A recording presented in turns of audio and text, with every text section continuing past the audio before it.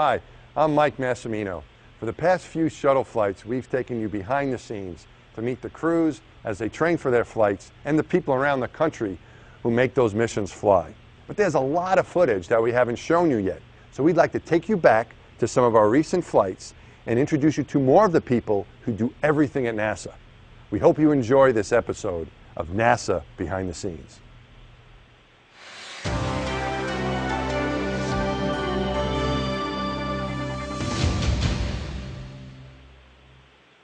So you've hung up their clothes, their spacesuits. Here they are, all 7 of them. You can see with the flags on the left side, including the Japanese flag for Naoko. So we have 6 Americans in Naoko. This is the pilot for the mission. This is Jimmy Dutton. His name is Jim Dutton, and this is his actual. This is the actual suit he will fly in. And it has been prepped and leak checked in Houston, and then after we arrive here, we do another leak check here. And then on fit check day, Jim gets in the suit, and he makes sure it fits. When was properly. that? That was last night, as a matter of fact. Last night, okay. Yeah. For Jim, because in addition to the fit checks, Jim and Commander Alan Poindexter, they have the opportunity to fly STA flights, which simulate the landing approach that they will do on the actual shuttle training aircraft, yes, right? So they get to train in their actual space hardware. Right. So you had to suit him up yesterday, last night. Correct. And he went out to the airplane and flew practice approaches. Correct. Wearing all this stuff. Correct. Because that's what I mean. It's a lot different wearing that than wearing your flight suit. Right, right. So we get makes the training more realistic, and then makes it most beneficial for them. Having the helmet on to restrict what they can see, and the gloves on his hand on the controller and all that. Visor down, go on oxygen supply. The whole bit, just like they're going to do on the shuttle. All right. This is the pilot's actual flight helmet. This is the real helmet. This is his real helmet. Not the ones we helmet. practice with in Houston. Correct. This is the one that he's actually going to fly with. Although for training purposes, we install a training sunshade just to protect the clear visor. We don't want him to scratch the clear visor. So on flight day, we will remove this sunshade, install a brand new sunshade. But the helmet itself is just as you see it here. It will fly in space. All right. The real thing. These are his actual flight gloves. They've already been leak tested, and he wore them last night on his flight training on the STA. And this is his comm cap, which is worn inside the helmet. This contains the microphones and earphones that he will use to fly on launch day. All real stuff. Now, one interesting thing here, Ray, we've seen this other times too, is that each crew member has a color, so we know it's whose stuff. And so Jim, being the pilot, right, John, is going to be, Jimmy's going to be yellow. Yes. So his bag has yellow on it. His gloves have a yellow marker somewhere. There you go. Right here. And his helmet also has a yellow color code. And for the colorblind, it also has the letter B on the helmet, right? Yes. You can see that as the letter B, which means he's the second guy. So Dex, the commander, is A, and then Jimmy's B, and then so on and so forth. So. This is the harness that they will wear on flight day. This is the actual flight item that they will wear. It has a parachute harness that they will connect to their parachute. The parachute and this is Dottie's stuff, I see, because it's green, right? And she's the MS2. All right. She's green. Okay. So you're saying the parachute is in the orbiter. The actual flight parachutes are not here. Although we do have spares, and I can show you one of those. Okay. But that's the harness that you were saying. That Dottie will wear on launch day. On launch day, and it contains a number of emergency equipment items that she will fly with, and hopefully not need, but she will have it with her just in case. Right. What's she got? I can show you a couple of those. Yeah, show us what you can. She has an oxygen bottle that contain a minimum of 10 minutes of pure oxygen. All right. She has a life preserver. So in case something happens and they can't make it back to the landing site, they have the capability to bail out over open water. And we have a life preserver that's built into the harness here. And we also have water packs.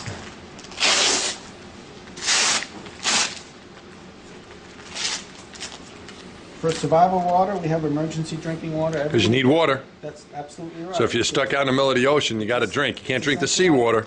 Correct. You got to drink that stuff. It could be a little while before the rescue forces come and get her, so she needs a little something to drink. It's absolutely important that she has that. But there are rescue forces out there ready to come get us. Absolutely. Or come get these, and it should be pretty quick, right? But it may take a while. It'll be the open ocean, but there are people ready to come get us if we need it. Every astronaut carries an emergency beacon, so they can be found rapidly, and they also have the survival radio, so they can speak directly to the rescue forces. Right. Absolutely essential items for emergency only. Right. All right. What's that blue thing you just put on there? This is a comfort pad. Every astronaut has a comfort pad that they wear on the back because they're going to be, since they're launching in the vertical position, they're going to be laying on their backs for a couple of hours. Sometimes it's not easy, but this back pad makes it a little more comfortable, so they can concentrate on their jobs and not concentrate on the pain that they're having in the shoulders. This is what you guys wear. This is what we wear on launch day. All right, that's John's. That'll be mine, yep. All right, now explain something. This is not your usual set of clothes. So what are some of the interesting characteristics of this fancy jumpsuit you got there? Well, besides the fact that it doesn't fit very well, but it is kind of comfortable. All right. The reason why it has all the green stripes on here, these are pull tapers. So we can just grab it and pull if we're down, let's say an accident happened on the pad and we need to get out of there. Your friends or colleagues can grab you and drag you away from any danger that you have. Okay. The reason why we have numbers on these is so the LCC, the Launch Control Center, and NTD. NTD is NASA Test Director. Right. The person who's kind of running the show. Right. The launch. That direct us to do certain things up there on the pad. But they need to know who we are, and since our name tags are really small and we don't have one on the back, they need to know really quick who we are, so we have numbers back there, and each number designate who you are and what you do up there on the pad. It's like a ball player. Exactly. Yeah. So like a number 3 is a suit tech, and he works on the mid deck. He'll be strapping in the mid deck. You have a number 1 who's an OVCC, the Orbiter Vehicle Crew Chief, and he's the one that's overall in charge of all the closeout crew. All right. The number 2 is an astronaut, or an ASP, as we call it. That's ASP. Astronauts, because that's astronaut support personnel. And he's the guy who's going to be inside there assisting with switch throwing for the astronauts, making sure that all the switches are correct, reading a checklist, doing comm checks with the astronauts after they're strapped in, and dealing with all their needs that they need prior to liftoff. Right. The number 3 will be in the flight deck, strapping in the pilot, commander, MS-1 and MS-2. That's you. That would be me on this flight. All right. The 4 and 5, they're the hatch techs. They're the ones that will be closing the hatch. Ooh, they got to close the door. They got to close the door. Do they have the key as well? They should They have the key, lock the door? They got someone with the key. Okay. The number 7 is another suit tech, and he's strapping in the mid deck, which is MS-5, 6, and 7 in this case. That will be Ray Cuevas. That's right there. Right there. All right. Okay, number 7, like Mickey Mantle. Right. That's right. There you go.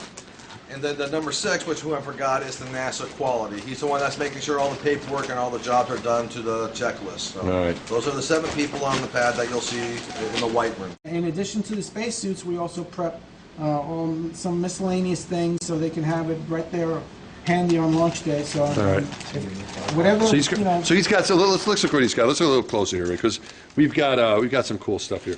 This is going to be on his. It's a strap like this, so it goes on his leg, right? Yes, it goes around. So that's going to strap around his leg. We call it a knee board because it's kind of on your knee. And he's got some pens and pencils. But these are not your average. I mean, this is kind of like a regular pencil, right? But look, it's got some special features. It's got It's actually pretty ordinary. This is the kind of thing you can. But it's got a lanyard on it. It has a Nomex lanyard. Yeah.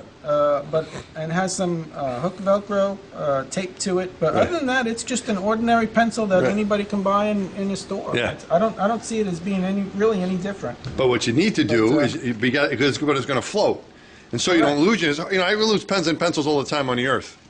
In space, it's easier to lose it because it's going to float away from you. So you have it on a lanyard, you can't lose it, and you have the Velcro so you can stick it to another matching piece of Velcro so that it'll stay put. So That's one of Yeah. the first things astronauts learn is that things float away by themselves. Right. They learn in training and through the experience of others to Right. keep and tether things down so they don't move. But it really becomes obvious when you get there and your Right. stuff's floating everywhere. Yes. And you got a flashlight as well. Yes. And that flashlight, of course, is on a lanyard with This Velcro. flashlight is basically the same type of flashlight that you can buy in a store, but it has an extra feature built into it.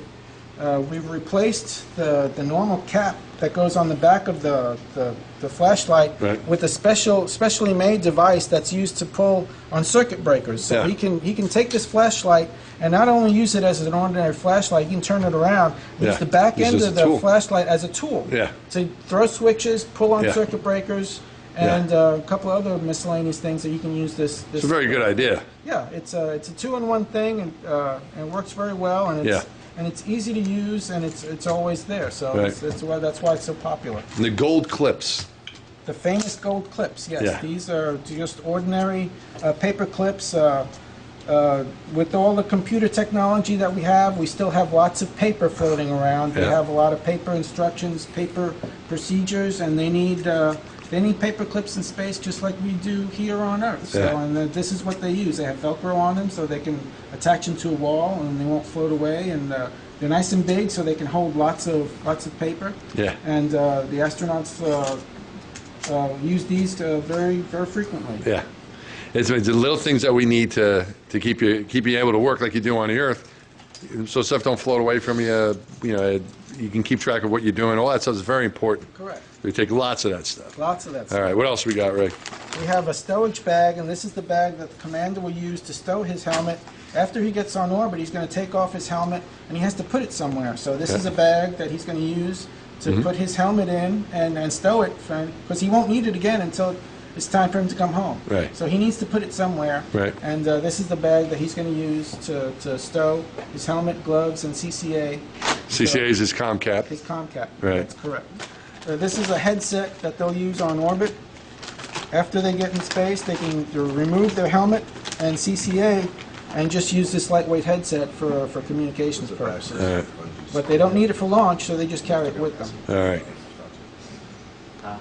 Okay, we've got timers. Well, I'll let you Timers, put just that away ordinary, first. kitchen-style timers Right. that anybody can buy, but they come in handy for a multitude of different reasons. Because a lot of things we do are on time. Things that, you do this at this time, and you can set up a little alarm, or you want to time how long something takes. Because do something and 30 seconds later do something else. You have all these little timers to help you do that. Correct, and it also, excellent. in addition to the time, it also has a clock built in, so you can use that as See what a time it watch. is. So you know what time it is.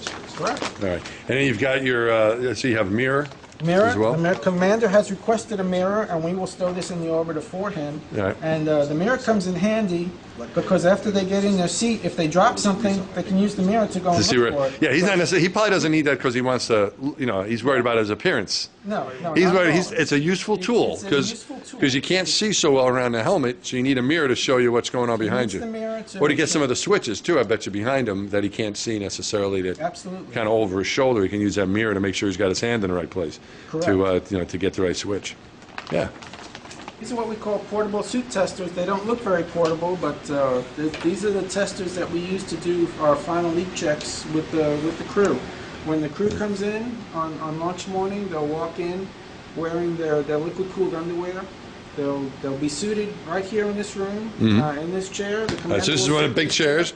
Yeah, How long have they used these big chairs for? chair. Did Neil Armstrong sit in that chair? I don't think Neil Armstrong did, but I'm he was willing in to this bet room. that John. He was in this room. Yes. So- The Apollo astronauts did suit up in this room, but So- the configuration of the room is very different. So before, let's just get this straight.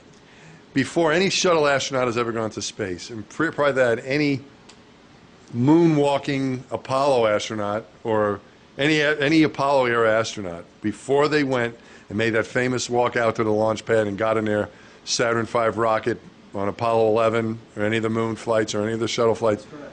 they were in this room. This same very. In this room is where the day started for If you them. look over here on the wall, we don't use these connections anymore, but That's the reason for these extra pipes here. They used to have the test stands built into the wall here. And the Apollo astronauts had couches, and this wall did not exist. I was told that this wall, That the room wall was there. much bigger then, but Okay.